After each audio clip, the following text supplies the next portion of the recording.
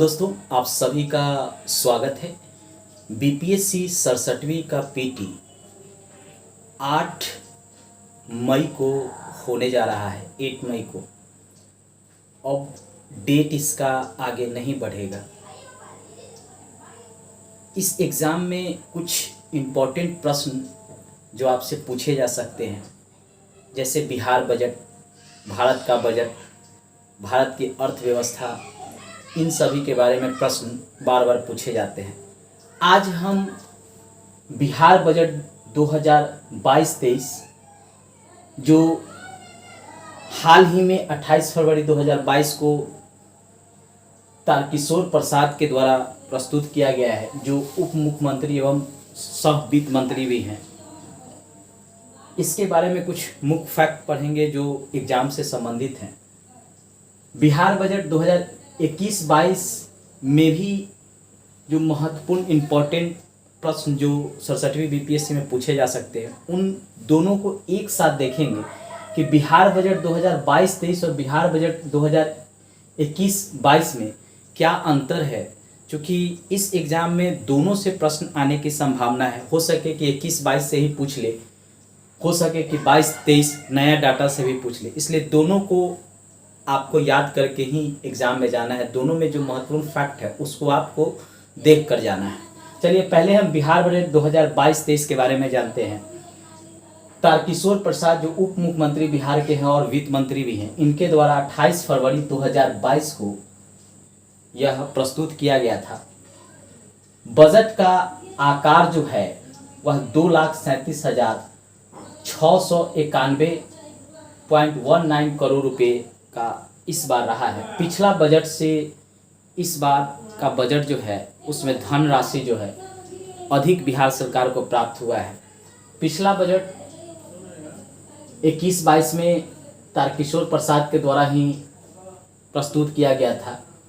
उप मुख्यमंत्री और वित्त मंत्री थे।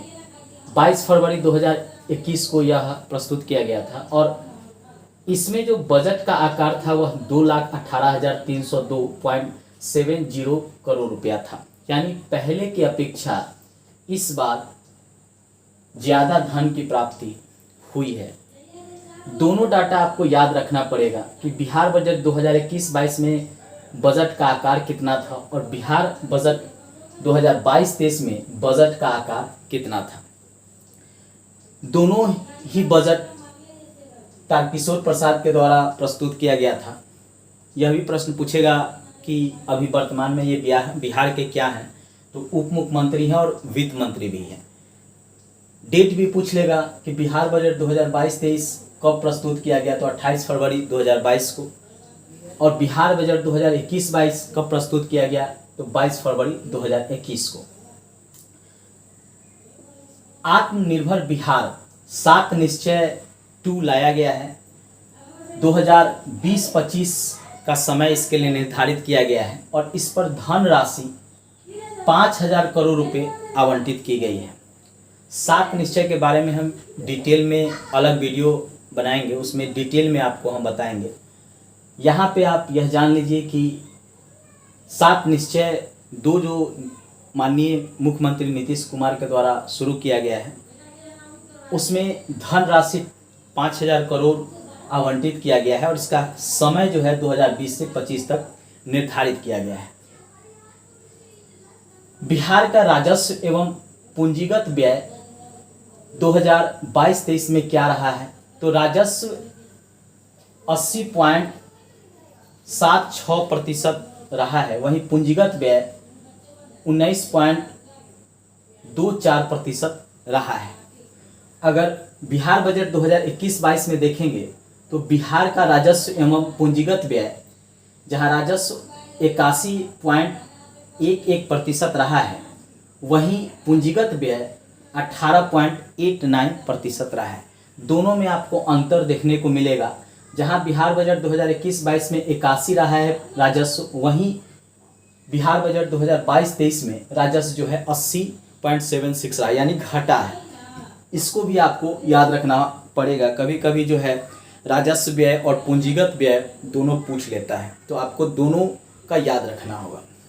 बिहार में विकासात्मक एवं गैर विकासात्मक पर व्यय कितना रहा है? तो विकासात्मक पर 67.37% रहा है, वही गैर विकासात्मक पर 32.63% रहा है।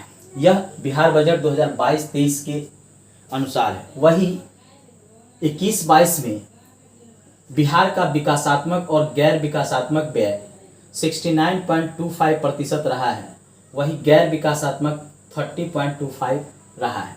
यहाँ आप देखेंगे कि यहाँ भी अंतर है।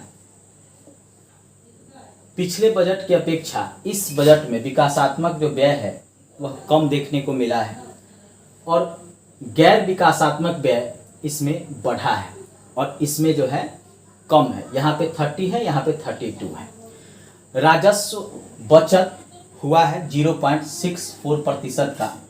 बिहार का राजकोषीय घाटा जहाँ 2022-23 में 3.47% रहा है, वही 2021-22 में 2.97% रहा है। बिहार सरकार का यह कहना है कि 3% से ऊपर राजकोषीय घाटा नहीं होना चाहिए, क्योंकि इससे राज्य में गरीबी को भी यह दर्शाता है। तो राजकोषीय घाटा इस बार के बजट में 3% से अधिक रह गया है, 3.47% रह गया है इस बार 2022-23 में। इसलिए दोनों को याद रखिएगा। अगर प्रश्न में 21-22 दे तो याद रखिएगा 2.97, अगर प्रश्न में 22-23 दे 2022-23 के आंकड़ा के अनुसार दे तो 3.47, ये याद रखिएगा। शिक्षा विभाग पर व्यय सबसे अधिक इस बार भी किया गया है, 22.20% हुआ है। वही इससे पहले जो है शिक्षा पे 21.94% रहा था पिछला बजट में 2021-22 में, इसमें भी बढ़ोतरी देखने को मिला है। वही सामाजिक सेवाओं पर खर्च 40.20% रहा है, वही सामाजिक सेवाओं पर खर्च 2021-22 में 41.64% रहा है। यानी पिछले बजट के अपेक्षा इस बार के बजट में सामाजिक सेवाओं में कमी देखने को मिला है। तो एक बात याद रखिएगा कि पिछला बजट में भी शिक्षा पे सबसे अधिक खर्च किया गया था और इस बार के बजट में भी शिक्षा पर सबसे अधिक खर्च किया गया है। प्रश्न पूछ भी सकता है कि सबसे अधिक राशि किस पर व्यय करने की बात इस बार बिहार सरकार ने किया है, तो शिक्षा याद रखिएगा। ओवरऑल सामाजिक कार्य पे सबसे ज़्यादा जो है व्यय इस बार भी बिहार सरकार के द्वारा किया जा रहा है। स्क्रीनशॉट ले लीजिए। अगले नेक्स्ट वीडियो में हम बिहार का आर्थिक बजट में क्या क्या मुख्य इम्पोर्टेंट जो प्रश्न के रूप में 67वीं बीपीएससी में पूछे जा सकते हैं उसको हम लेके आएंगे। लास्ट में यही कहेंगे कि आप मेरे चैनल को लाइक, सब्सक्राइब और शेयर जरूर कीजिएगा। धन्यवाद।